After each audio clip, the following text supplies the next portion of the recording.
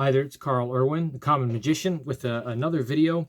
I have been posting some material lately that is magic that I do. This is stuff that I actually do for people. And I'm noticing there's a kind of a mixed, I don't know, a mixed level of appreciation in the comments. Some people I think really get it, others maybe not.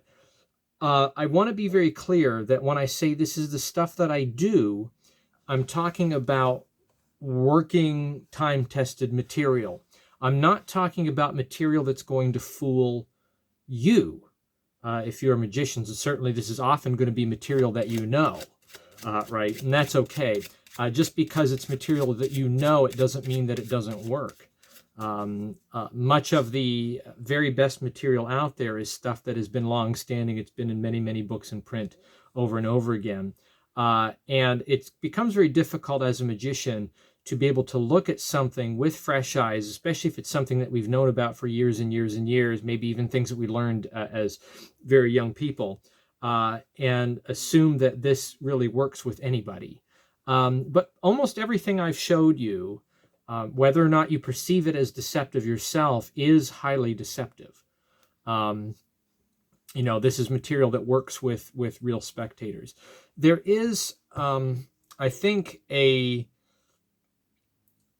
sort of, I think, an unfortunate thing that has happened with the minor growth of magic in the internet age. The internet has brought out a couple of things. It's brought out, one, I think, a incorrect delusion that magic is now known by everybody. So that's one thing that I think has happened that's not accurate. On the other side, it's also brought out the incorrect delusion that only the latest and greatest material can work. Only the stuff that fools the magician can be appropriate to show an audience. You see this, I think, in the fool us, the Penn and Teller fool us kind of phenomenon. I think the show is great, but I think that there's something about it that can send the wrong message, and it sends a message that the show does not intend to send, and that is that one, magic is exclusively only about fooling people. Now, it's kind of like saying that it's not about, the game is not about, it's not about whether or not you win the game, it's about how you play it, right?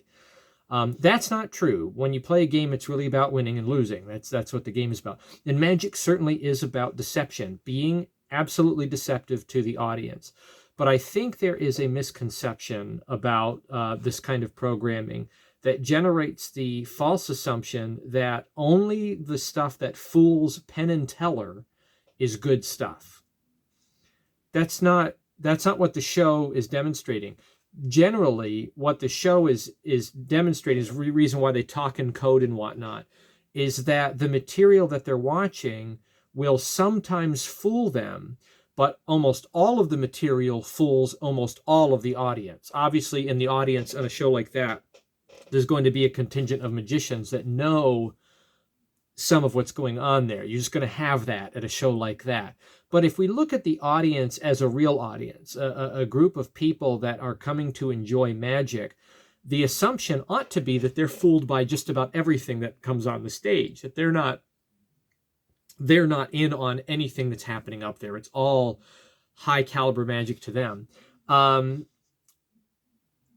Yeah, that's the truth, right? Now, the thing about magicians appreciating magic, I think there is a misconception with the internet age, with YouTube channels, that magicians can most appreciate magic by themselves being fooled. Now, certainly sometimes, rarely, I post things on my channel that are intended to fool you.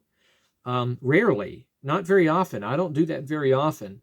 But sometimes I'll put things together. And usually the things that I put together that do that, they're kind of risky. They use fringe sorts of methods to accomplish that, right?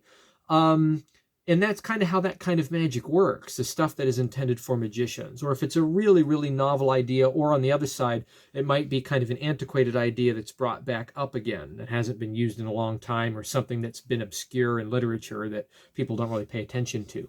So that's another way to do that kind of thing. But in general, the stuff that I'm showing my channel is stuff that magicians know. All magicians know this, material. It's stuff that you can find very readily in books here and there. And certainly with the series that I'm doing now, where I'm showing you the magic that I do, I'm going to do a couple things here eventually that you're going to say, I'm not sure about that. I mean, I did the Matchbox thing, and a couple of you are like, I don't know how that worked.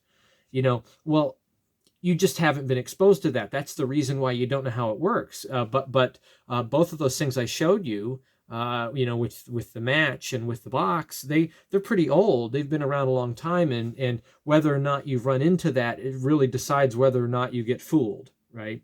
The handkerchief one, right? The coin through the handkerchief. That's a very classic kind of illusion.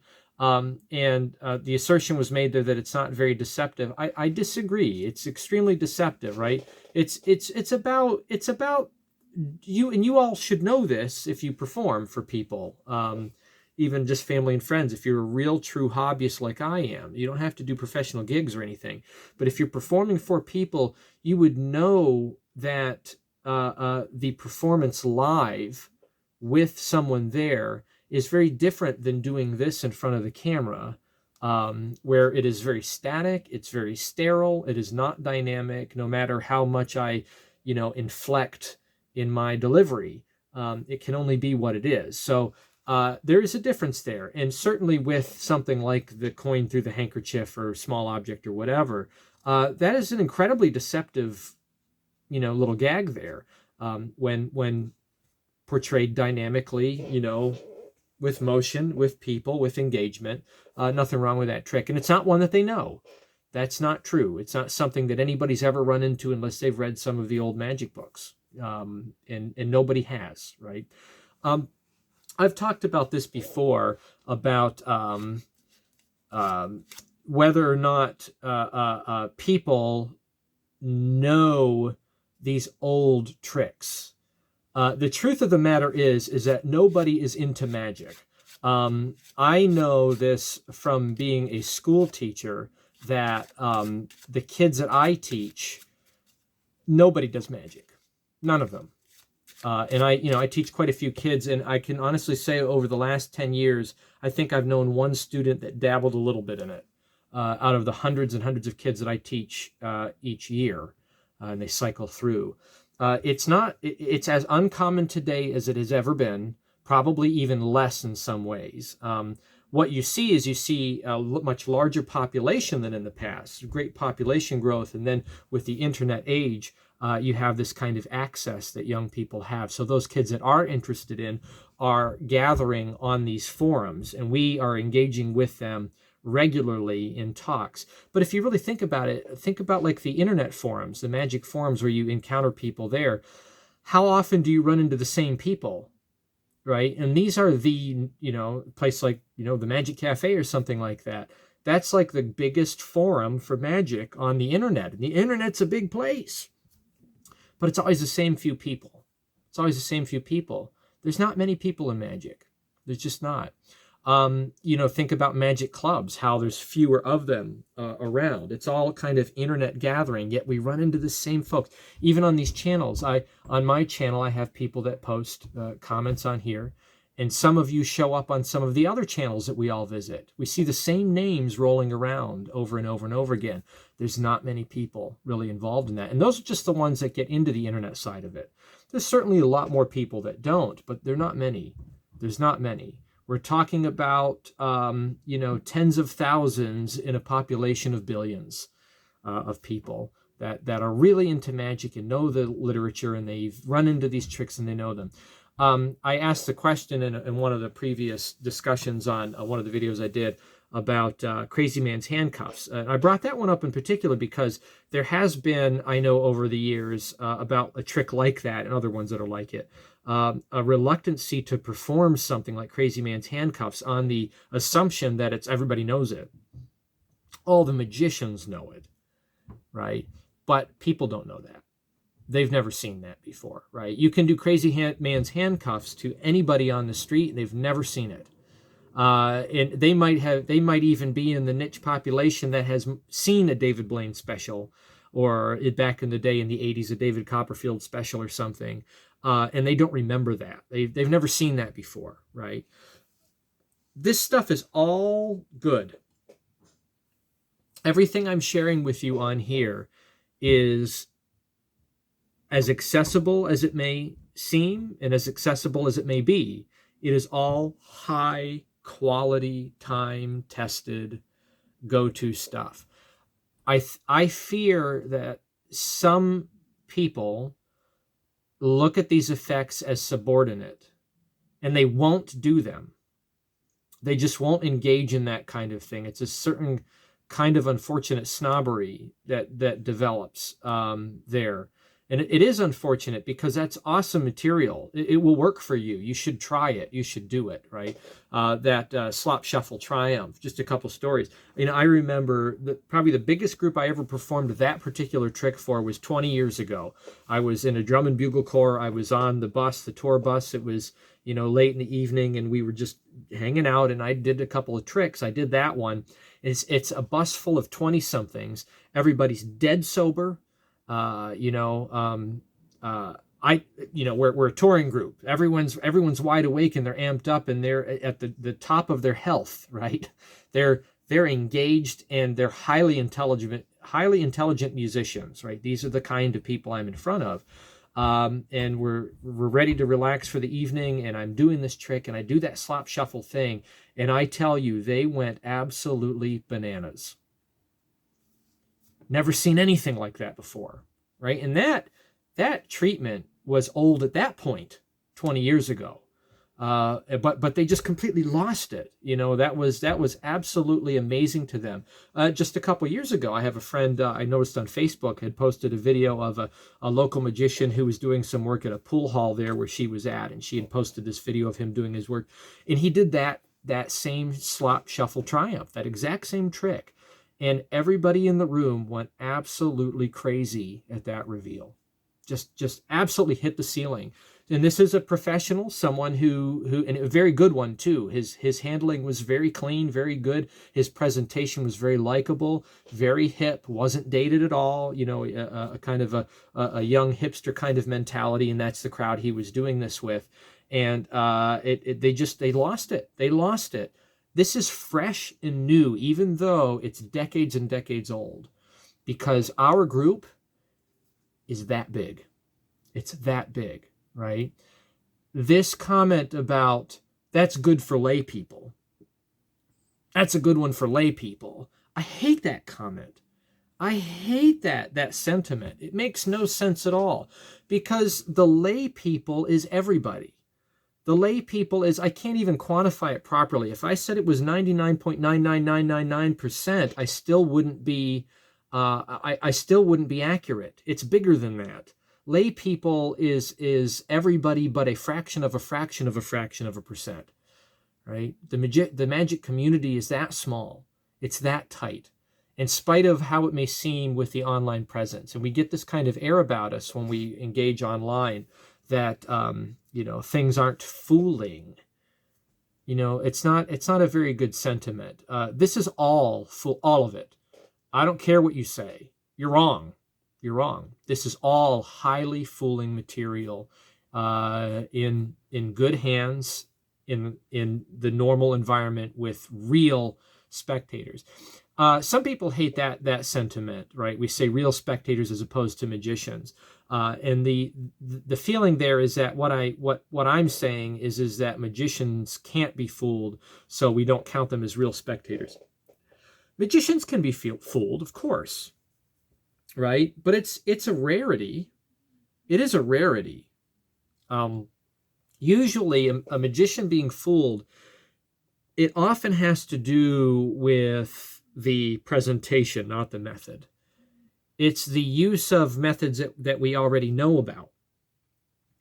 But they're dressed up in such a way that the presentation makes them somewhat unrecognizable, right? I go back to Penn and Teller's Fool Us. This was several seasons ago. I remember there was a stage illusion, right? And we all know stage illusions. There's like only there's only a subset of maybe 10, 11, 12 principles that really function all kind of stage cabinetry illusions. But there was this one that was on Fool Us, and it was the compression trick, right? Who I think was the kind of that one that we know, the Copperfield rendition of it. I think it was an Andre Cole invention. But anyway, there was a version of this kind of illusion, but it was set up in a different way. And, Penn and Teller are looking at it, and they couldn't sort out how it was working.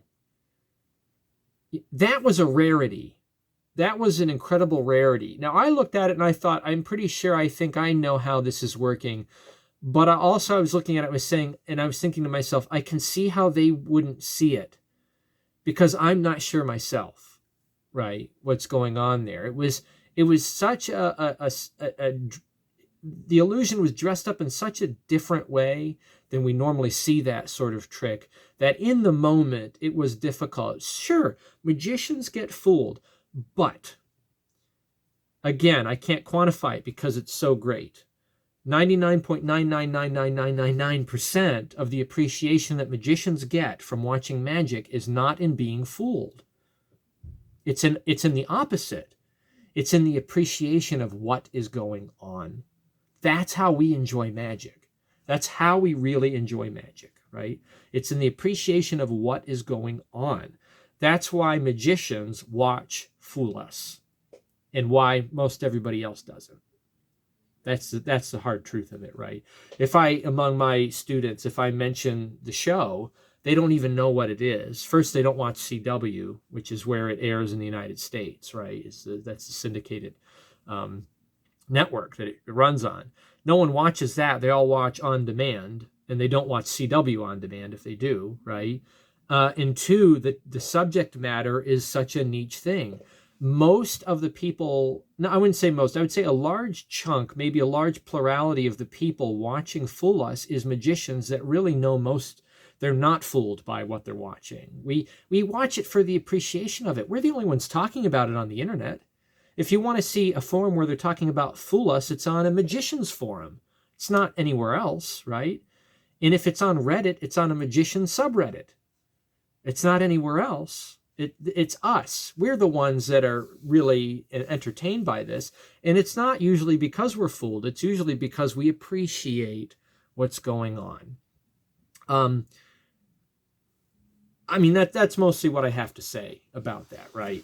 But that's what I wanted to share. So as we're looking at these things that I'm sharing with you here on the channel, this magic that I do, I just want to impress upon you, I am not here to fool you. That is not my goal. I do it sometimes. Sometimes I do it with effort. My goal is to edify you, not to fool you. That's my goal.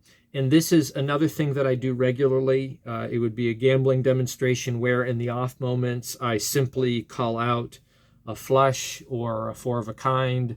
I overhand shuffle it, and then I deal it out. Sometimes I will ask the spectators to name who they want to win, and I'll simply overhand shuffle it into place. And you know what? It's stupid easy controls, very elementary, early chapters of expert at the card table kind of material that you all know, but it fools them 100% of the time because they haven't read the book. They don't even know it exists. They know nothing about it.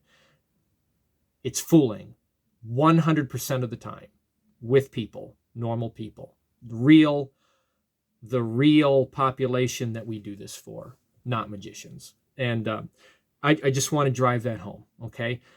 Some of you will try to flame me. Some of you will disagree. You're wrong. You're just straight up wrong. And it's demonstrated countless times over and over and over again all over the world every day that buskers go out there and bust their butts to do performances on the street. out there in the real world where people do their parlor shows. Amateurs all over the world do shows in church basements and at local community clubs. It's demonstrated all over the world every single day. It's demonstrated every day at the Magic Castle, right?